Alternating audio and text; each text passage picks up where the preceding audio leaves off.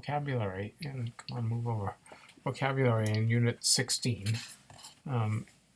The verb bino, the verb to go, which I mentioned in the video actually about the forms of gignosko. The principal parts are bino, besamai, ebein, bebeka. So there's no passive of the verb to go in English or any other language that has a verb like this. And there's nothing funny about or peculiar about the forms except for the aorist, which is exactly like egnon. So it's a thematic aorist. It's ebein, ebes, ebe, ebein, men, ebeta, ebesan, like egnon, egnos, egno. It's easier if you want. Okay, you just have the stem and the endings. But it means to go or to step or to walk, and it says in the perfect that it means stand. Okay, it means to be present because you've finished the act of coming. You can just mean to be there. Okay, but it also is correct that it means stand. It's the same semantics. There's also, they give you the compound form with this. There are many compounds of the verb bino, and they give you the compound anabino, which means to step up or to go up onto something or to board a ship. Katabino means to get off of a ship, right? Like embark. Yeah. Mount or dismount. Not dismount, one of those things. Okay? The next word is gignosko, which we've already talked about, which the principal parts of it are given, and which means to recognize, to know, it's cognate with the English verb know. Get a pronoun hekastos, hekaste, hekaston, which is a word for, that's equivalent of the English word each, and it does some weird thing in the vocabulary, saying each of many, and in the plural, each of several groups, all considered singly. But I think each works fine as a meaning in all places that you encounter it in Greek. That's overcomplicating something. Next word is the preposition henika. This is a preposition of a kind that I think we've had one example before. It's not really a preposition, it's a postposition, okay, because the object of it precedes it, and it takes an object in the genitive case, means because of, so you put the thing that you're giving as the cause in the genitive case before henika. So if you want to say because, oops, you also mean that. So Belisi has written an example of the use of henika, dikes henika, which would mean because of justice or for the sake of justice. Henika can mean for the sake of as well as because of. The book translates it for the sake of. Both of those meanings work. Next is finally the name of the chief god of the Greek pantheon, Zeus. And notice that the genitive of Zeus, okay, is dios, which looks like a totally different root. But the zeta of Zeus comes from dy, okay? Again, when there's when there's an S ending, the dy turns into a zeta. Otherwise, it becomes a di. So that's why I have this very funny inflection. So it's Zeus, dios, the genitive is di, the accusative is dia, okay? And the vocative is zeo, okay? So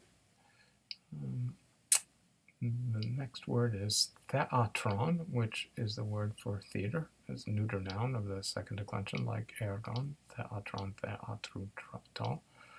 The next verb is lego, which has a very messy situation with principal parts. So lego is the standard verb for say, and it's a more marked word than feme, okay? So it means to say something usually in a more significant way. But if you notice, there are alternative forms for all the principal parts, because what's happened is that a couple of words have collapsed into the form of lego as the normative verb to say. So the root which you see in ereka and eremai, is part of the principal part system of lego. So is the root wep, which you have in the word wepos or epos, which gives you epic. so you got apon. There are a couple of different things as well as lego. So you see aorist passive form electhane as well as erethane. The book lays out all these combinations for you. There are no differences in meaning. It's just a matter of various forms that can be used in a complex situation in which a bunch of words are being synthesized into one.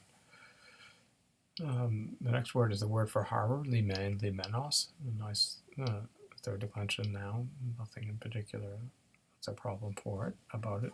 There's next word is me pote, which goes with u pote a little bit farther down. These are the words for never, and the only difference is the way in which you use u and me are conditioned two forms of the word for never, because in some cases you need to use me in Greek. There's the word nous, whose inflection we've talked about, means the ship. There's the particle ne with an eda, okay? There's another form of it, which is nai as well, nu alpha iota. It has the same function, which you say when you're swearing in the name of somebody. You say ne ton dia. It takes an accusative with it. They give you the example of by plus name of a god in the accusative. There's one place where Plato does by Thoth, who's a god among the Egyptians. Okay, or there are other, because Socrates doesn't swear by gods. But anyhow, it's okay to swear by other people's gods, I guess. They don't count. They don't count. All right, maybe it says Thoth, or no, it's another Egyptian god. It's not Thoth, but anyway, my memory's playing tricks on me. So there's also nomizo, the verb to think, which is related to the word nomos, the word for custom. How you get from custom to think is not easy, okay? But in any case, this is an idzo verb. Nomizo has a contract future nomio. Notice there's a circumflex in the form of the future. It means it's an epsilon contract verb. Enamisa, nenamika, nenamisma, enamisthain. So consider, think, or believe. It's also, before it's a verb that means think, it's a verb that means to reckon. So you're getting out of the picture, Belisi. Come on. It means to count up a bunch of numbers, okay? So it's really that you need to explain, is how you get from the word from custom to a word that means to calculate numbers. It's an interesting problem. All right. The next word is hati, okay, which should be paired with the last word in the vocabulary list here, hos. It's giving you them in the vocabulary because it's taught you that you can use either one of these conjunctions to mean that in English to introduce an embedded sentence. Okay. Next word is the adverb panu, which comes from the word paspasapan, that means all. So it's like the English word totally, has the same kind of currency. Use it all over the place in Greek. And now we have the verb pipto. Notice it has a long I, okay? Pipto, which means to fall. And its principal parts are worth looking at because they're not predictable.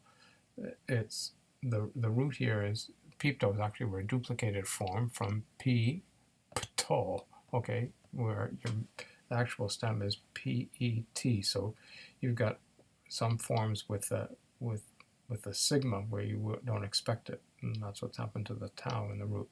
So pipto, the future is pesumai. Notice a middle future, a few of those.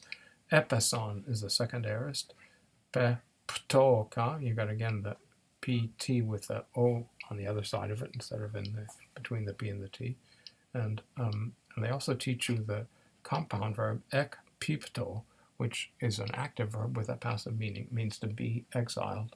To fall out of means to be driven out of a city-state, a Greek city-state. Next word is politeia, politeias, an abstract noun of the type aletheia, and it means the constitution of a Greek city-state. So there's a famous work called the Athenaion Politeia, the constitution of the Athenians, ascribed to Aristotle. There It also means government in general, stuff like that. And we get the adjective polus, pole, polu, whose forms we've discussed. That means much in the singular and many in the plural.